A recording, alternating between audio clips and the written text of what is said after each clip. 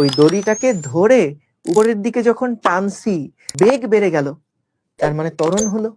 কোনো একটা সিস্টেমের মধ্যে একাধিক বল চলে আসছে, টান বলটাও বেশি প্রয়োজন হয়। তুমি এটা নিজেই ফিল করতে পারবা।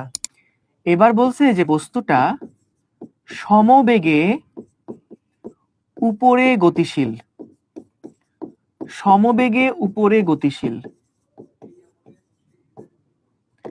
অর্থাৎ মনে করো এখানে এখন আর দেওয়াল নাই, আমরা এই বস্তুটাকে ধরে উপরের দিকে ভি বেগে তুলছি।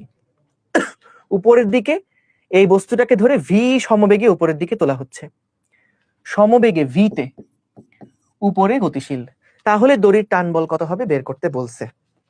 সমবেগে গতিশীল অর্থাৎ ওই দড়ির সাথে যে বস্তুটা যুক্ত, আমরা কি করছি, ওই দড়িটাকে ধরে উপরের দিকে যখন টানছি তখন এটাকে সমবেগে গতিশীল করছি। এমন একটা টান বল দিছি দড়িতে, এমন একটা জোরে টান দিছি যে বস্তুটার গতিটা সমবেগ হয়, সমবেগ হয়। ব্রিলিয়ান্ট আরাবি হাসান মাসরুর। তাইলে বলো তো, যদি সমবেগে গতিশীল হয় তাহলে আমাদের বলছে টান বল বের করতে। সো এইবারও খেয়াল করো তো, আমরা সব সময় যখনই একাধিক বল দেখবা ভাইয়া, যখনই দেখবা কোনো একটা সিস্টেমের মধ্যে একাধিক বল চলে আসছে, তখনই মাথায় খেলাতে হবে তাহলে এখানে ত্বরণ বের করার জন্য বা আমাদের বলের ক্যালকুলেশনের জন্য এফ নেট সমান সমান এম এ অ্যাপ্লাই করতে হবে, দ্বিতীয় সূত্রটা অ্যাপ্লাই করতে হবে। ঠিক আছে, তাহলে দেখো আমাদের জানতাম আমরা যে ভাইয়া এফ নেট এইটা সমান সমান হচ্ছে এম ইন্টু এ। তো বলতো যখন বস্তুটা সমবেগে যাচ্ছে তখন তার ত্বরণ কত? ত্বরণ শূন্য। এফ নেট সমান সমান টি মাইনাস এম জি সমান সমান এম এ। এর মান কত? 0।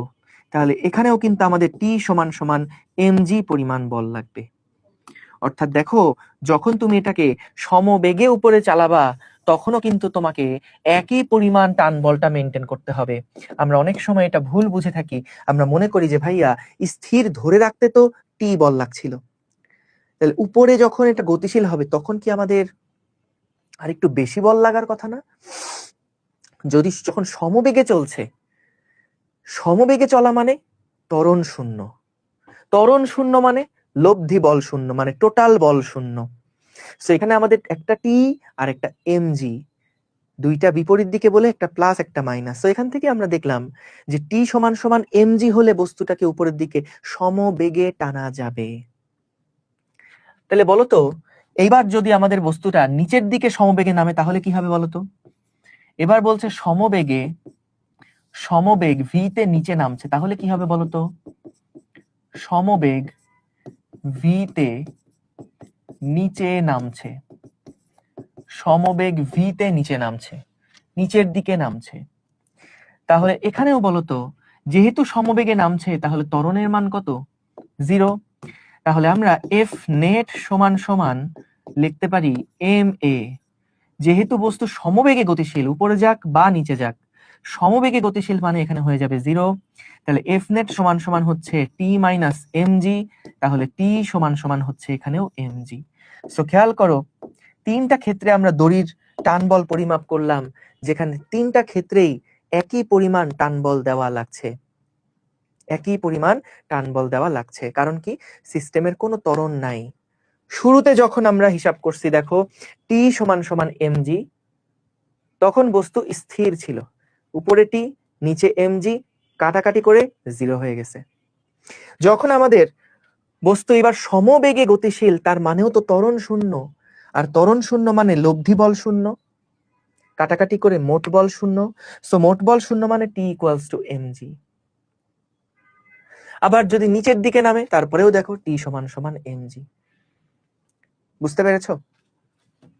তাহলে এইবার আসো আমরা দেখি, যদি এবার কাহিনী ভিন্ন রকম কিছু হয়। মনে করো আমাদের এই বস্তুটাকে এবার পুরা সিস্টেমটাকে এবার আমরা উপরের দিকে এ ত্বরণে তুলছি, উপরের দিকে এটা এ ত্বরণে গতিশীল হলো, উপরে টান বলটি উপরের দিকে এ ত্বরণে গতিশীল হলো। তাহলে এইবার আমাদের সমীকরণটা কি হবে লিখতে পারবা? এমজি মাইনাস টি লিখি নাই কেন ভাইয়া? একই কথা হতো। আমরা উপরের দিকের বলটাকে পজিটিভ বলছি আর নিচের দিকের বলটাকে নেগেটিভ বলছি। সো এই কারণে দেখো ভাইয়া, এটা পজিটিভ এটা নেগেটিভ, এইটুকুই আর কি। ঠিক আছে, তাহলে এইবার বলো তো আমাদের টি এর যে ভ্যালুটা সেটা আসলে কি হবে? টি এর যে ভ্যালুটা সেটা কি হবে? এই তাহমিদ এইটা খেয়াল করো, এখান থেকে খেয়াল করো, বুঝবা, মনোযোগ দাও, এখান থেকে খেয়াল করো, বুঝবা। দেখো, সো আমাদের দেখো এফ নেট সমান সমান এম এ, এখানেও তো সে একই প্রশ্ন, টান বল কত। সো আমাদের এফ নেট সমান সমান এম ইন্টু এ। এফ নেট কত বলো তো? উপরের দিকে টি, নিচের দিকে এম জি, তাহলে টি মাইনাস এম জি সমান সমান এম এ। তাহলে টি এর মানটা কত হচ্ছে? টি এর মান হবে এম ইন্টু জি প্লাস এ। তাহলে যখন উপরের দিকে এটা একটা ত্বরণ সৃষ্টি করবা, সেই ত্বরণ সৃষ্টি করার জন্য টান বলটা কিন্তু এমজি থেকে বেড়ে যাবে। যখন উপরের দিকে টান দিবা তখন এটা কিন্তু বেড়ে যাচ্ছে, টান বলটা বেড়ে যাচ্ছে। তুমি এটা নিজেই ফিল করতে পারবা। চিন্তা করে দেখো, একটা দড়িকে বা একটা সুতা দিয়ে তুমি একটা ভরকে বেঁধে রাখছো, যখন ধরে আসো তখন তোমার হাতে কি বেশি ব্যথা লাগে, নাকি যখন তুমি উপরে এটাকে হেঁচকা টান দিবা, ধর উপরে টান দিচ্ছ, গতি জিরো ছিল, গতিশীল করছো, জিরো গতি থেকে গতিশীল করা, এটা কি একটা ত্বরণ হয়ে গেল না? কারণ বেগ আগে ছিল শূন্য, স্থির ছিল, এবার যখন বেগ বেড়ে গেল তার মানে ত্বরণ হলো। সো যখন ত্বরণ হচ্ছে তখন কিন্তু আমাদের যে টান বলটা সেটা কিন্তু আগের থেকে বেশি হয়।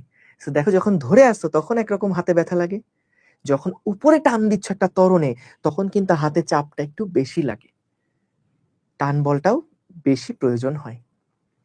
ক্লিয়ার তাহলে সবাই?